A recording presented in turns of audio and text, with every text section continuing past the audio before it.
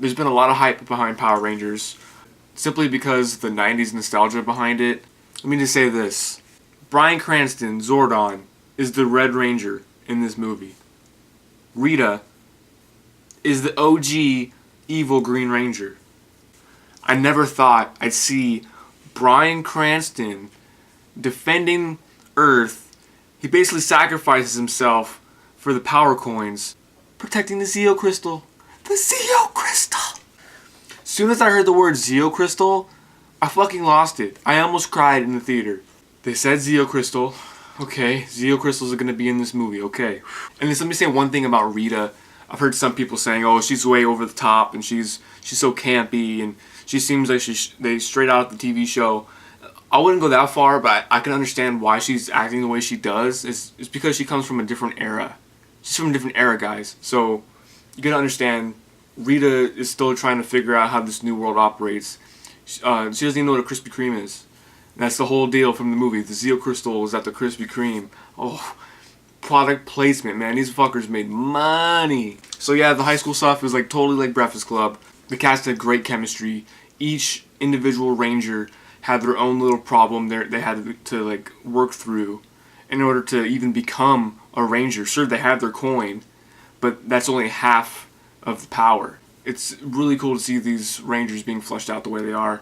They're taking these characters serious while also having fun at the same time. They really know how to ride that balance of cheese and, like, I'm not gonna say grit, but like reality, not as campy. They know how to ride that line of realism. You can tell when they are going full on TV show Power Rangers with cheese, they're automatically reeling it in. They're like, okay, we're giving a little bit, no, reel it back. Just, nope, here's a little taste. Nope, that's it. So the whole first part of the movie, the Rangers, they're meeting each other in detention, Breakfast Club vibes. A lot of character development. They're hanging out. They eventually discover Zordon and his ship, Alpha. One thing I want to mention is Zordon and Alpha's chemistry. Zordon is just figuring out what happened to him. His memory got uploaded to the ship's like mainframe, and Alpha's there, and you can really tell there's a history between the two. And Alpha's just like, yo, this is what's happening. Zordon don't even care. He's like, yo, these Rangers need to like fucking quit playing around, because Rita's gonna fucking steal the Zeo Crystals. She's gonna wreck shit. And these Rangers just like, yo, what's a Power Ranger? They're still trying to figure it out. They're like, what's happening? Like, are you gonna kill us? Is this really happening? And they're still trying to grasp this whole thing. Like, what is a Power Ranger? What's morphing? I like how Billy, he was catching on to these little things, like, because he's a lot smarter than the other Rangers. Rita goes to the Yellow Ranger's house. The Yellow Ranger finally realizes what they're going up against. They meet up. The squad meets up. The Yellow Ranger's like, yo, Rita almost killed me. We need to deal with this, because Zordon's right. And then immediately Jason, of course, we need to go to the docks and kill that bitch. We need to kill Rita. Power Ranger straight up saying we're gonna kill her. No, we're not gonna trap her. We're not gonna knock her out. No, we need to kill this bitch. We need to kill Rita. These are the new Rangers. They're trying to get shit done. Now they know what they're up against. Zordon is very serious about their trainings. Like, you guys have no idea how powerful Rita is. Second act rolls around. They get a glimpse of their Zords. Zack, crazy version of Zack. This dude steals a Zord, takes it for a test drive, crashes that motherfucker, freaks out.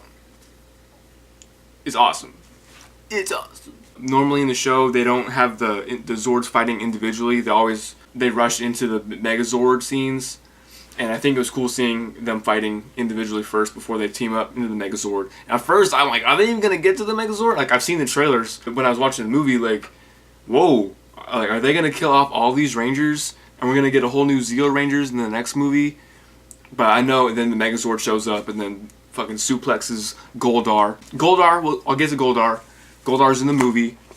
He's in it. He is Rita's Zord.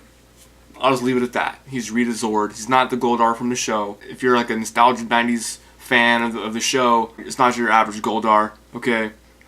Just let it go. Accept it. Megazord bitch slaps Rita into space, frozen. Boom. See you in the next movie.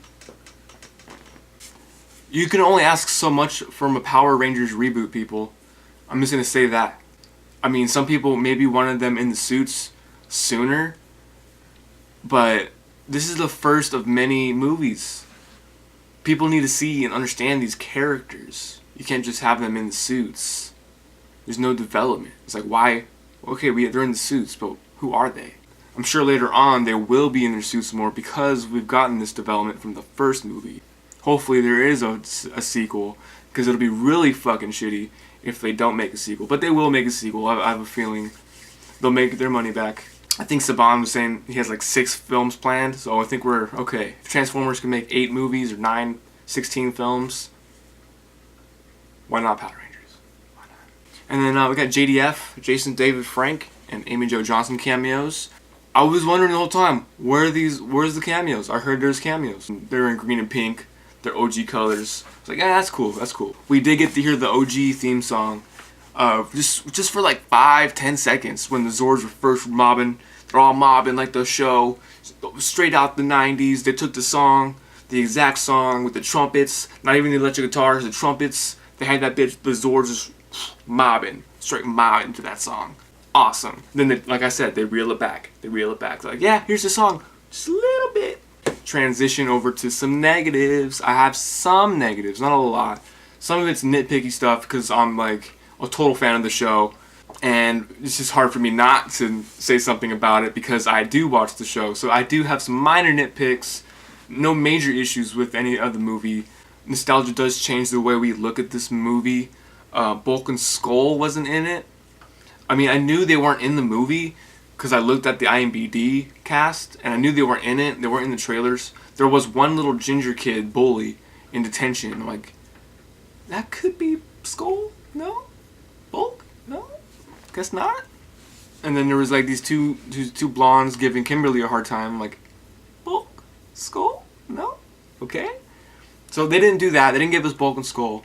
But they didn't give us Tommy either. So I have a feeling they're really holding things back from us. Like, yo, we know you guys like these characters, but here's some other stuff. Here's a Zeo Crystal. Here's a OG Green Ranger. Here's some Rita. Here's Alpha 5. They're giving us these badass characters. And they're saying, yeah, we know you like Bulk and Skull, but you guys are barely at the high school. You barely saw any of the high school. So this next movie, they're all going to be friends, and they're all going to be hanging out. And then maybe Bulk and Skull will come in and start trying to ruin their team, their little bond they have at the school. Maybe that's what's going to happen in the sequel. Because like I said, and then in the post-credit scene, we see Tommy's jacket. Bueller, Tommy Oliver. We didn't see Tommy either, so who's to say in the sequel they don't bring in Bulk and Skull? They're going to hear it. The fans are going to tell them, yo, we need Bulk and Skull. I didn't take away from the movie, but I felt like if it was added to the movie, it would bring that greatness up even further. But like I said, that's nostalgia view, nostalgia blinders. If you take those blinders off, you have no idea who Bulk and Skull is, so it doesn't affect the movie at all. I already mentioned Goldar was just Rita's Zord. He's not sentient. Well, he's a sentient being, but he doesn't have a face. He doesn't talk. He's kind of the essence of Goldar. I'll just think of it that way. Maybe Goldar was something all those years ago, back when Rita was part of the Ranger Squad. But now he's just gold melded from Rita. She summons him. She always summons her creatures, but now Goldar is just a big summon creation of gold. Big Goldar. Zord. Who gets suplexed. So that was awesome. My final nitpick is really nitpicky. It's really small thing. They didn't call out to their Zords, people. They didn't call out to their Zords. Mastodon! And they didn't do that. Tyrannosaurus! Nope. But that was like the first time they ever were in their Zords. So how did they know to not summon them? Or to summon them? Like, they didn't know they could say the names of their Zord. So they're just getting familiar with the Zords in general when they were fighting Rita. So I'm gonna assume later they'll be more friendly with their Zords, like their pets basically. So when they want their Zord next time in the sequel, like, yo, Mastodon. That's when they'll start calling them by their names. Because they barely met in this first movie. So, or maybe it's just a writing problem. It could be just a script issue. I don't know idea. Maybe it's a choice. Maybe they chose not to do that on purpose. I don't know. Like I said, little nitpick. They didn't call their Zords.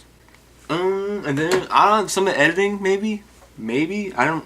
Some people had a problem with them only being in their suits the last like half hour, 20 minutes or whatever. I didn't have a problem with it because the opening scene, we seen the Green Ranger, Zordon as Red Ranger. We seen Billy morph into the Blue Ranger before anybody else did throughout the movie. I liked seeing them training. I like them earning their powers, earning their suits. They're not just given to them. It shows why they have their suits. Why, and it shows them questioning the suits. Why are we doing this? Are we chosen? It's just really good. This is a really good movie. If you have issues with the editing in the first couple acts because they're becoming the Rangers, that's on you. That's on you, bro. If it seemed long to you, it's just because you're probably used to the TV show. You know these characters already. You've seen them become the Rangers. You kind of know these characters. But these are the new versions of these characters, so I want to get to know them. I want to get to know them. Just don't complain. Don't complain, because then they won't make more. Don't you want more? It's Power Rangers. Why don't you want more Power Rangers? If it's not like the show, that's fine. If you don't like it because it's not like the show, go watch Super Dino Charge or whatever. Go watch Dino Charge, Super Samurai, fucking whatever. My summary, this film only gets me more excited for more films. It's a great foundation to the universe that is Power Rangers. I'll leave it at that. It's a great start point. It shows the Rangers becoming the Rangers. Now there's a solid foundation. Take off from there. Lord Zed, Machine Empire, Divatox. Maybe not Turbo Rangers. Maybe not Turbo Rangers. Maybe. They might give us a little Turbo. Who knows? This is a great foundation. I liked it. I had a really good time with the movie. I'm just happy Power Rangers is back in the zeitgeist. It's getting great reviews. I mean, there's some bad reviews out there, like always. But it's not like people shitting on it like Batman v Superman bad. I think there's a well-balanced amount of people that really enjoyed this movie. Nostalgia diehards, they may not like this movie as much simply because it's not the show. But the newer fans, I think, like, okay, that's what they see when they watch the old shows. Like, okay, I see why they might like that. This was a character-driven movie. A lot of character work, a lot of scenes in between, like between the actors, a lot of bonding. Great. We need that for a solid team, so we can believe in these people. So maybe if a Ranger does die later on, be like, shit. Now where's Rocky? Where's Adam at? What? Tommy's now in the group? What? Like, we'll care about these people. I'm gonna give Power Rangers. I'm giving Power Rangers a solid B. B+. I'll give it a B+. But like I said, I'm a diehard fan, so maybe an average person might think it's a 7 out of 10. But coming from me, somebody who likes Mighty Morphin, likes Zeo, just happy that we have a Power Rangers movie. Wow. This was good. This is a good start. Great start. Let's do it. Let's keep the ball rolling. Let's keep this Power Ranger train going, motherfuckers. 8 out of 10. Power Rangers. B+. What's good? What did you guys think of Power Rangers? Let me know in the comment section. Make sure you guys like and subscribe.